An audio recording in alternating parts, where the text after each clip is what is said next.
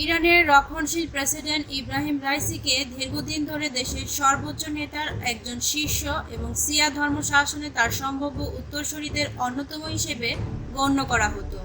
Raisi এমন সময় president হন যখন ইরান একটি সামাজিক সংকটের মধ্য দিয়ে যাচ্ছে এবং পারমাণবিক কর্মসূচির কারণে দেশের অর্থনীতি যুক্তরাষ্ট্রের নিষেধাজ্ঞার চাপে কঠিন সময় পার করছে। গত বছর 7 অক্টোবর গাজায় যে যুদ্ধ শুরু হয় তা আঞ্চলিক উত্তেজনা আবার তুঙ্গে নিয়ে যায়। কয়েক দফা পাল্টাপাল্টি ঘটনার পর 2024 সালের এপ্রিল মাসে ইরান সরাসরি ইসরায়েলের উপর শত শত ক্ষেপণাস্ত্র আর ড্রোন নিক্ষেপ করে।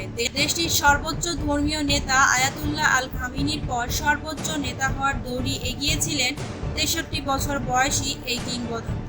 ইসলামিক প্রজাতন্ত্রের একজন প্রসিকিউটর থেকে আপোষহীন নেতা হয়ে উঠেছিলেন ইব্রাহিম রাইসি। 1960 সালে মাশহাদের একটি ধর্মীয় পরিবারে জন্মগ্রহণ করেন রাইসি। পুরো নাম সৈয়দ ইব্রাহিম রাইসি সাদাতি। তিনি ইরানের একজন রাজনীতিবিদ এবং বিচারক। ইরানের উত্তর পূর্ব মাশহাদের নোঙ্গান জেলায় বেড়ে ওঠেন তিনি। ছোটবেলা থেকেই তিনি ধর্মীয় অনুশাসনের মধ্যে বড় হয়েছেন। 5 বছর বয়সে তিনি তার বাবাকে হারান। বাবার পতাঙ্ক অনুসরণ করে একজন আলেম হন রাইসি। পবিত্র শহর কোমে থাকাকালীন তরুণ ছাত্র ছিলেন রাইসি। তখন 1979 সালের বিপ্লবে অংশ নিয়েছিলেন তিনি। পরবর্তীতে কোমের ধর্মীয় নেতাদের সঙ্গে তার যোগাযোগ তাকে বিচার বিভাগে একজন বিশ্বস্ত ব্যক্তিতে পরিণত করে। মাত্র 20 বছর বয়সে তিনি কারাচ শহরে প্রসিকিউটর জেনারেল নিযুক্ত হন। 1989 সাল থেকে 1994 সাল পর্যন্ত তেহরানের প্রসিকিউটর জেনারেলের দায়িত্ব পালন করেছেন ইব্রাহিম রাইসি। তিনি 2004 সাল থেকে 2014 সাল পর্যন্ত উপপ্রধান বিচারপতি, 2014 সাল থেকে 2016 সাল পর্যন্ত অ্যাটর্নি জেনারেল এবং 2019 সাল থেকে 2021 সাল পর্যন্ত প্রধান বিচারপতি ছিলেন। এছাড়াও 1980 এবং 1990-এর দশকে তিনি তেহরানের প্রসিকিউটর এবং উপ প্রসিকিউটর হিসেবেও দায়িত্ব পালন করেছেন। 2016 সাল থেকে 2019 সাল পর্যন্ত তিনি আস্তান কুদ্দুস রাজভি নামের একটি ধর্মীয় প্রতিষ্ঠানের তত্ত্বাবধায়ক এবং চেয়ারম্যান ছিলেন। ইব্রাহিম রাইসি 2006 সালের দক্ষিণ খোরাসান প্রদেশ থেকে প্রথমবারের মতো বিশেষজ্ঞ পরিষদের সদস্য নির্বাচিত হন। তিনি মাশহাদের জুমা নামাজের ইমাম এবং ইমাম রেজা মাজারের প্রধান ইমাম আহমদ আলা মুল হুদার জামাতা ছিলেন। প্রেসিডেন্ট রাইসি 2017 সালে প্রথমবারের মতো প্রেসিডেন্ট নির্বাচনে অংশগ্রহণ করলেও মধ্যমপন্থী রাষ্ট্রপতি হাসান রুহানির কাছে পরাজিত হন। ইব্রাহিম রাইসি 2021 সালে পুনরায় প্রেসিডেন্ট নির্বাচনে দাঁড়িয়ে 62.9% ভোট পেয়ে হাসান রুহানিকে পরাজিত করেন। ইরানি রাজনীতিতে রাইসি একজন কঠোরপন্থী নেতা হিসেবে পরিচিত। 2021 সালে ইরানের প্রেসিডেন্ট নির্বাচনে জয়ী হওয়ার পর থেকেই বিশ্বজুড়ে রাইসিকে নিয়ে আগ্রহ তৈরি হয়। 63 বছর বয়সী রাইসি যে বছর দ্বিতীয় প্রচেষ্টায় প্রেসিডেন্ট নির্বাচিত হন এবং দায়িত্ব নেওয়ার পর থেকেই দেশটির নৈতিকতা বিষয়ে কঠোর আইন করার নির্দেশ দেন। ইব্রাহিম রাইসি তার কর্মজীবনের বেশিরভাগ সময় সরকারি কৌঁসুলি হিসেবে কাজ করেছেন।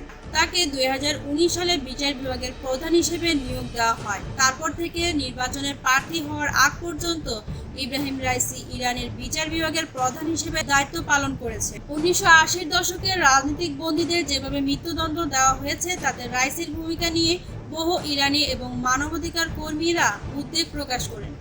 যদিও ইরান কখনো এই গণমৃত্যুদণ্ডের কথা স্বীকার করেন এবং এতে রাইসির ভূমিকা নিয়ে যেসব অভিযোগ তোলা হয়েছে সে বিষয়ে তিনি কখনো কিছুই বলেননি। রাইসি একজন কঠোরপন্থী ধর্মীয় নেতা হয় তিনি সরকার বিরোধী ব্যাপক বিক্ষোভের মুখেও পড়েছেন। প্রেসিডেন্ট থাকাকালীন ইরানের হিজাব বিরোধী বিক্ষোভ কঠোর হস্তে দমন করেছেন তিনি।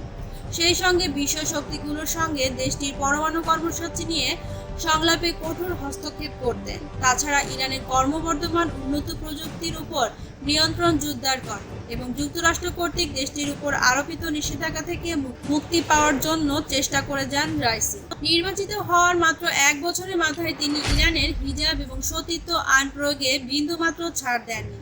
63 বছর বয়সী ইব্রাহিম রাইসি 2015 সালের পারমাণবিক চুক্তি পুনরুজ্জীবিত করার জন্য 6টি প্রধান শক্তির সঙ্গে স্থগিত আলোচনায় দৃঢ় অবস্থান গ্রহণ করেছিলেন।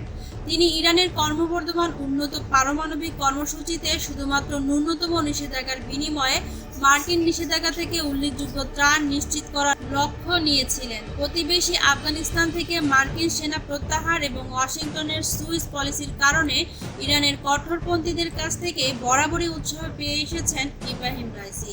2018 সালে তৎকালীন মার্কিন প্রেসিডেন্ট ডোনাল্ড ট্রাম্প 6 বড় শক্তির সঙ্গে তেহরান যে পারমাণবিক চুক্তিতে সম্মত হয়েছিল তা থেকে নিজেকে প্রত্যাহার করে নেয় এবং ইরানের উপর কঠোর মার্কিন নিষেধাজ্ঞা পুনরায় আরোপ করে।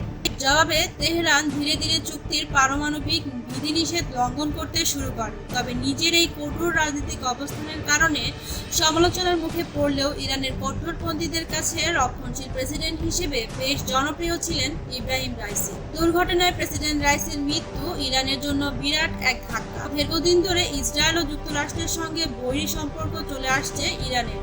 ইব্রাহিম রাইসি ক্ষমতায় আসার পর যুক্তরাষ্ট্রের নিষেধাজ্ঞা মোকাবেলায় প্রতিবেশীদের পাশাপাশি চীন ও রাশিয়ার সঙ্গে সম্পর্ক উন্নয়নে বিশেষভাবে মনোযোগ দিয়েছিলেন। গত 19 মে 2024 তারিখে হেলিকপ্টার দুর্ঘটনায় মারা যান কিংবদন্তি নেতা সৈয়দ ইব্রাহিম রাইসি আল সাদাতি।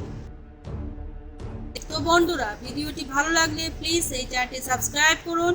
এরকম আরও নতুন নতুন ভিডিও পেতে এই চ্যানেলের সঙ্গেই থাকুন। ধন্যবাদ।